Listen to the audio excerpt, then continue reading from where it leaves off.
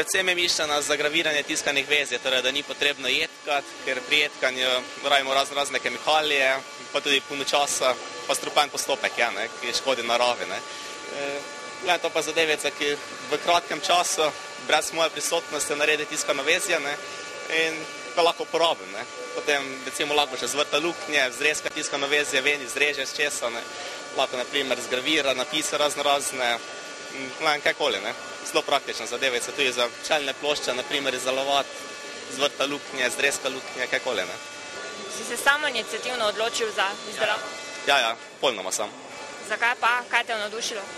Predvsem ta glavno, kaj je sigurno to, da zanimam se za CNC že od samega otroštva. Potem pa, da se še nekaj naučim pri tem, moram nekaj izdelek delati, ki je malo nad mojim standardom znanja. Potem med izdelavo lepo nadgrujem svoje znanje, sproti kaj najdeš novega, ono tisto. Zelo fajn stvar za samo učenje.